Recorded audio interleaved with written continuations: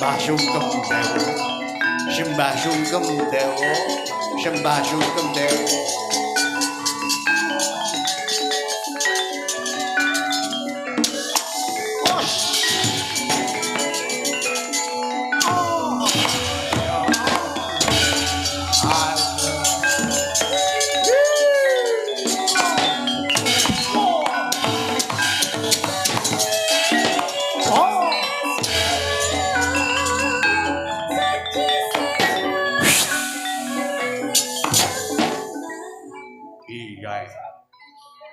Lek ngantem dewa njaluk disembah dhisik. Tak sembah kabeh dewa.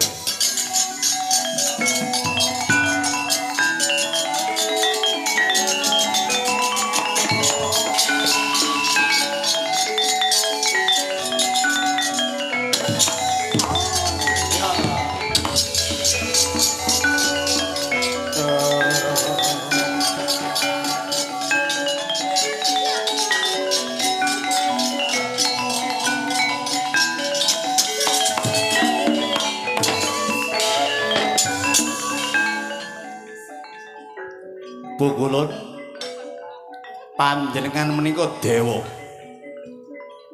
Anak ulun yuganing kita, jeneng ulun Dewa Bathara Sambu. Dewa Bathara Sambu. Aku melu takon Pukulun. Takon apa titah swantah? Bapakku Sena ana ndi Pukulun? Anak ulun. Dewa ora ngerti ana ndi papan dununge wong tuamu aku ora ngerteni. Lho, ana dewa kok garo. Ana dewa kok garo kon iku dewa cap apa?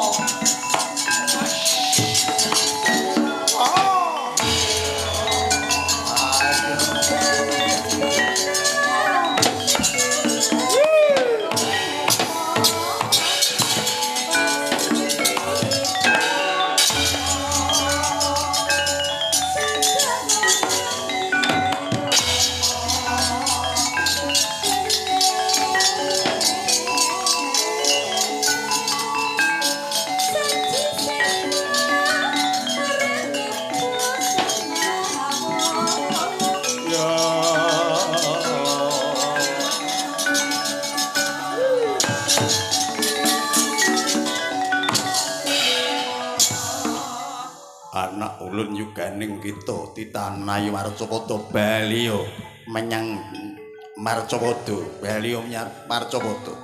Lho, lah kok enak. Lah kok etem. Dewa sapa iki?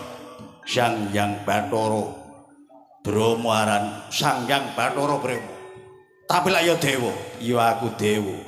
Lah yen dewa aku takon, bapakku ana ndi? Yen mati ana ndi papan dununge?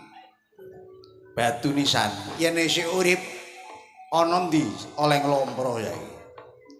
Anak ulun yuganing kita dudu wewenangku, aku ora ngerti wong tuamu ana ndi. Lho, dewa ditakoni gak jawab. Dewa cap apa?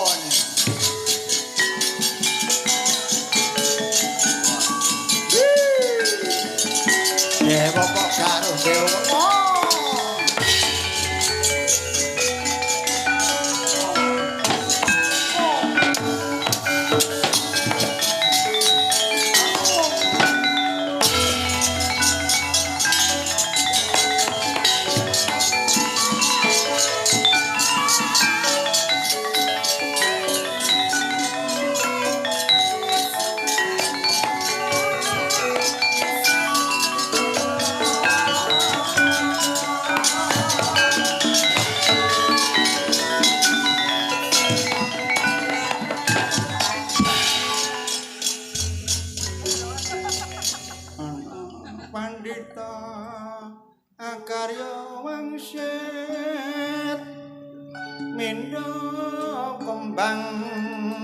Angayap ing tawang Yusyo angin ngendi gone lawang kali kangkung wekasan anget jatri isine woluh wong wang lan kikire pong kuntul malayang manuk miber ngungkuli langit kusuma handra ing tawang gedhep atis mak aku nyawang selendang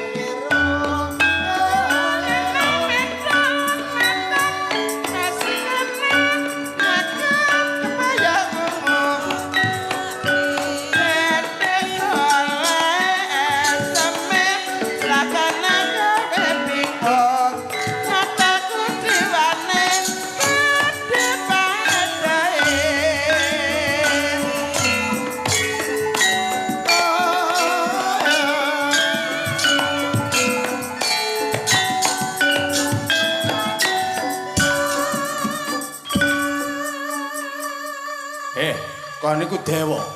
Kon niku dewa. Aku duduk dewa. Aku Bathara aku.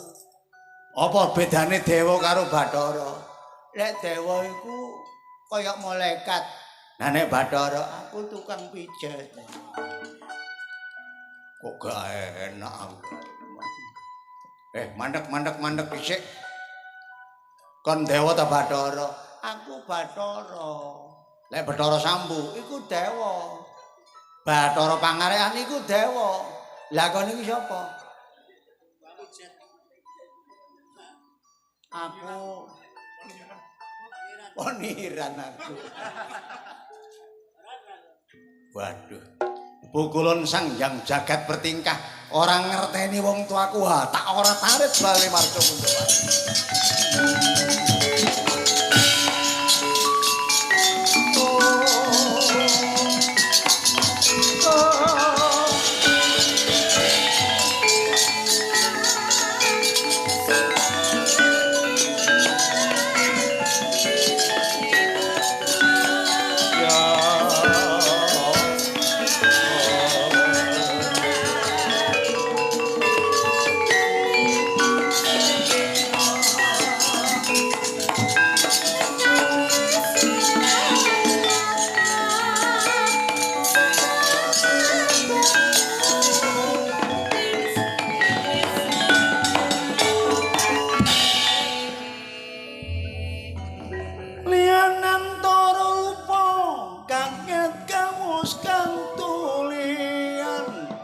Sang bergawan katon niro ngeleng ono sapodando lo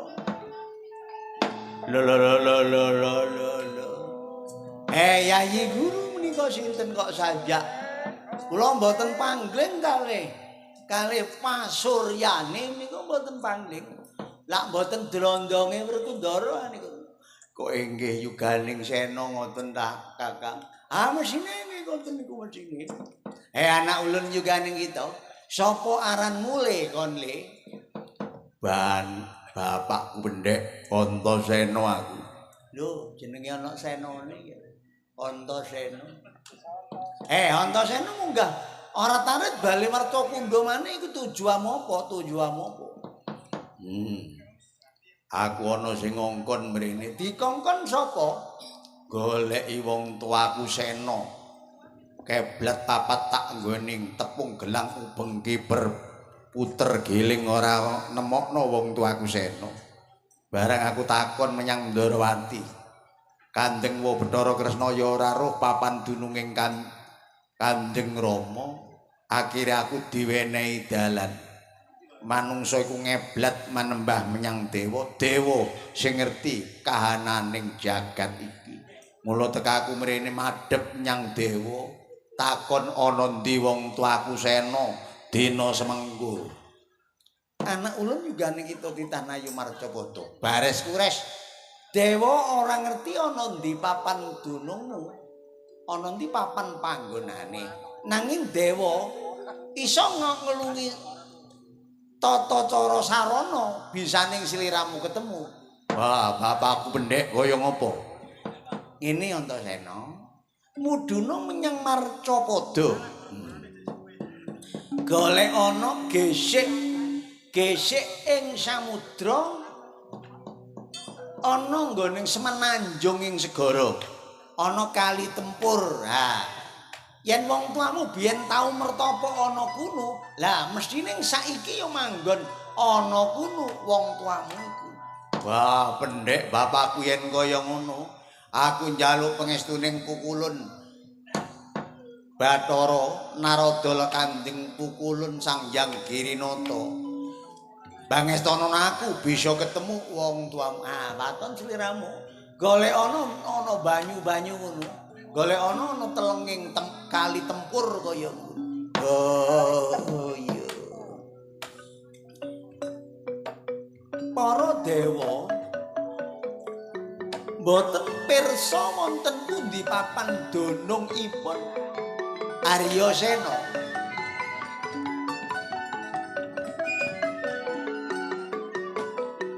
Saged dipun wastani.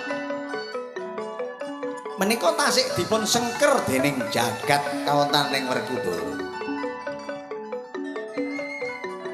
Mila ing mriku Raden Antasena kapure mandhap dhateng Mayapada.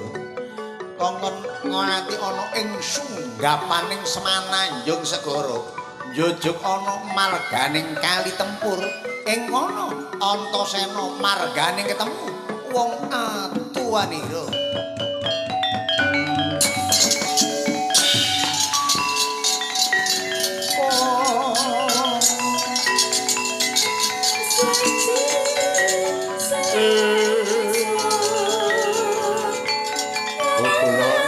Pangestono aku. Anak ulun yuganing kita ya tak ngestoni. Narada bapakku pangestono Antasena bapak anak ulun yuganing kita. Sun pangestoni karben ketemu marang wong atuwanira. Bali-bali.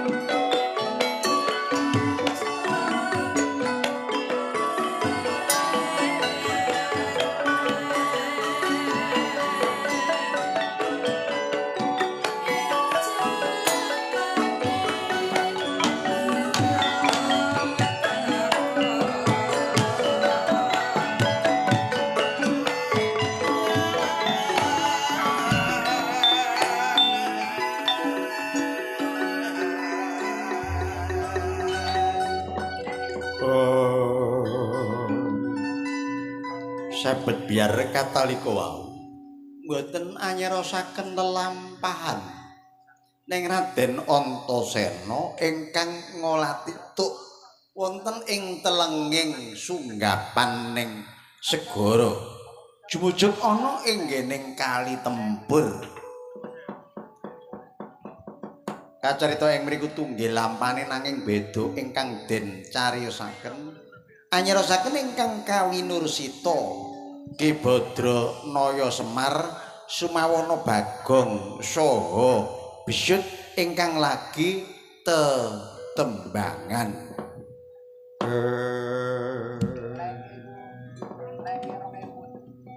ngedep meja karo nyangking piring telap pokok angger wareg nadyan prasaja lawuhe mengko mung sega jagung nganggo lawuh sambel kemangi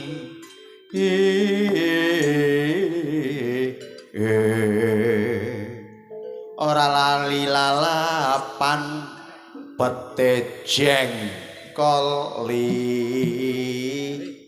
pun pulo telep tanpa ringo rampung mangan ngombene banyu kendi udut rokok lintingan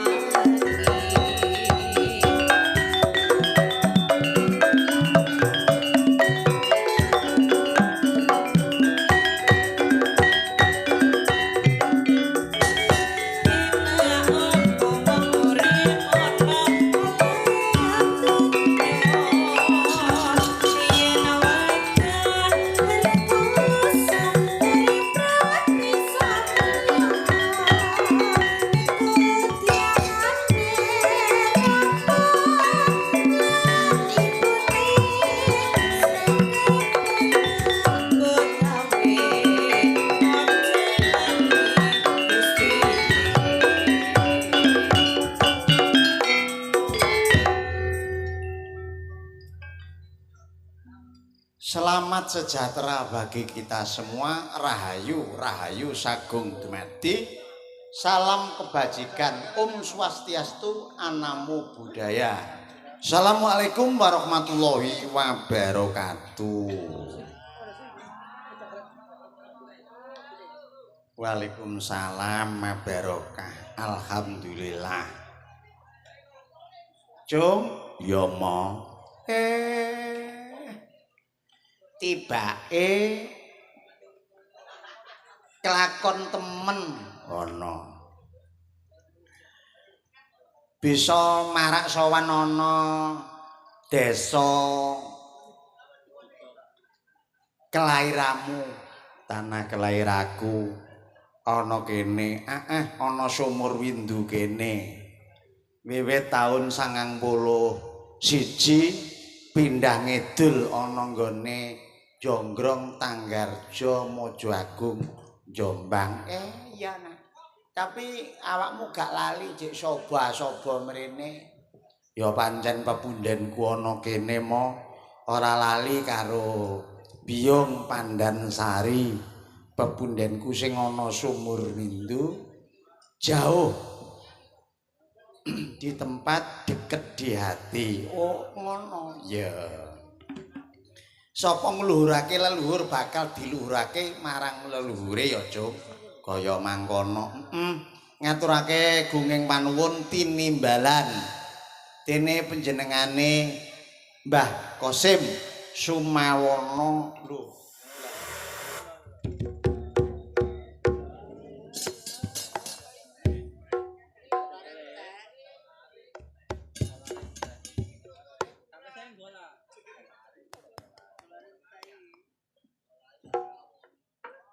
Dirubah nang desel situke ya.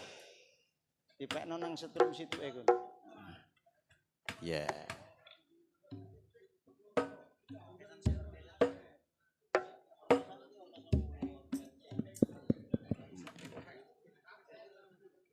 Ben ora sepi, ben ora sepi. Sik aku nggekno ayakan ngono lho.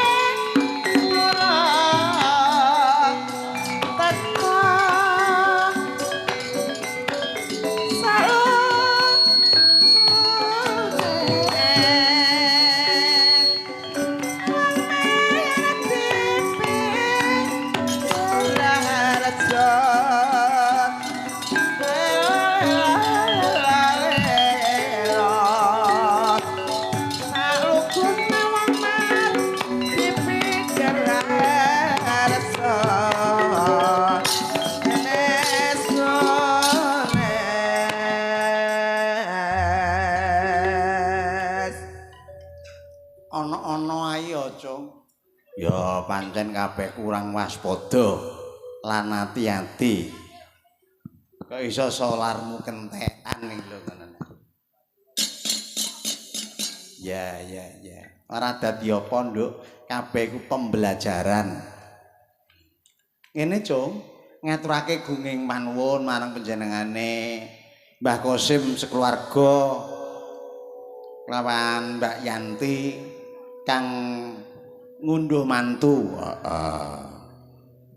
Ijabe mau jam 8, temu manten jam 2. Kabeh mau ayo dipujekake mugi dadi pinanganten kang pinaringan sakinah mawaddah walawan warahmah. Allahumma amin.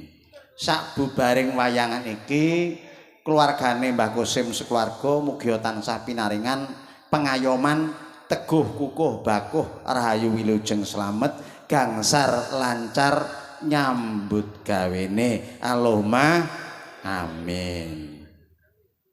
Jo ngaturake gunging panuwun marang panjenengane Cak Loso, Pak Diloso, Mbah Loso. Sing melu negeni iki nak terake gunging panuwun iku ya duwe persatuan kuda lumping. Duwe jaran kepang. Jane aku mang ya sungkan nek kene kok masang senterewe, masang barongan, masang ganongan, masang kaya ngono mau. Ora teges kita iki bersaing ya, tapi nuruti zaman, nuruti kebutuhan. Wayang iku jutaan nanggape. Lek penontonnya mek titik ya rugi ya, tapi lek dikei bantengan ngono nontone akeh. Ya. Jangan khawatir engko tak tekano Arlida Putri. Oh iya. Ngaturake gunging panuwun. Krida budaya sowan marak ana kene. Di siarake streaming MKD channel. Uga Gondo Carita channel, uga Baktiar channel, uga Suwandi channel. Uga di streaming dhewe karo sing duwe gawe. YouTube. Yaiku live lelang keris Mbah Kosim Indonesia. Ya. Sowan mrene iki ketok ejek semangat, mangkane tak kongkon gawe kelambi abang ben bersemangat. Lek kelambine ijo jeje iki. Ditepungake saka ngarep kene. Sindenku sing saka Laladan Sidoarjo. Panjenengane Mbak Marita Gandini. Iki aja jeneng anyar. Sakniki domisili Mojokerto. Pundi? Bolos apa? Apa jenenge? Kedung Bolos, Kecamatan Gedhek ya. Oh, katut kemlagi. Wis domisili dek kene. Dadi kate nyangoni akeh wurung tak usret. Mbak Marita Gandini. Uga panjenengane Mbak Ambar Wiranti. Iki sing wis kondang celuking praja. Sering ana nggone layar-layar TV, TVRI, uga channel JTV nganggo musik apa, Mbak?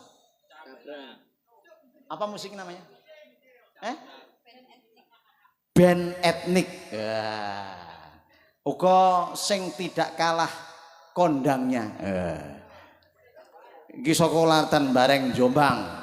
Penjenenge Mbak Anissa Purbaningrum Anggraini Kusuma Melati Renonce. Uga sing saka Laladan Nganjuk. Mbak Rizka Amelia Kusuma Wardani.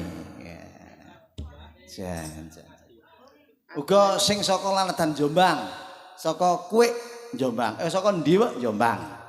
Mbak Yanti Tralala. Ngaturake gunging panuwun. Iki dicoba sing nyemek-nyemek dhisik ngaryake ibumu Yati Pesek. Lho, kok Yati Pesek? Ya jenenge padha peseke tapi kene Jombang kono Jogja ngono. Lek kono duwe depot, kene duwe warung. Mangkane sesek lek warunge, dandange robongetan. Pesek lak irunge, goyange robongetan. Ya. Sampeyan sumerep napa? Ya gak merem, gak melek, gluntung nisore keres. Napa niku?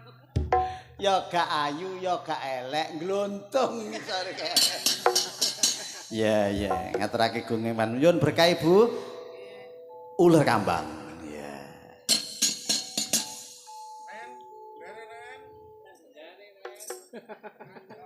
Randy mang melok.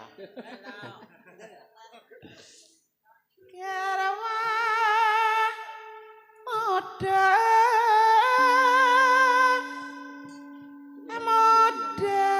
nesang Prabu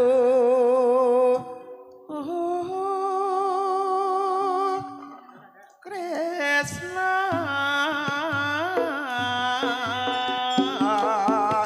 sayo setyane selalu kowe manembah kang maha suci rena wengi san penta ayu bereng manembah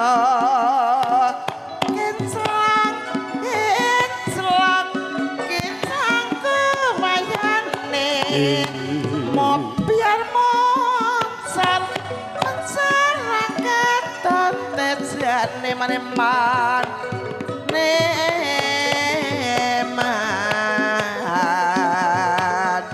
ora butuh kekae ora butuh kekae butuh kumon nyambut gawe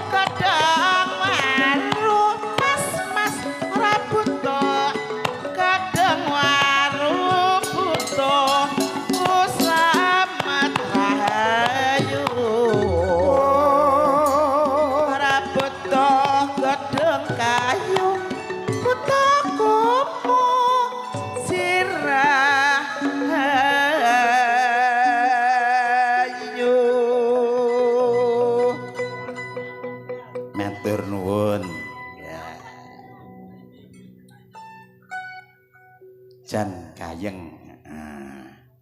Ki akeh pamundhut. Oh, Mbah Sahi, nggih, siap.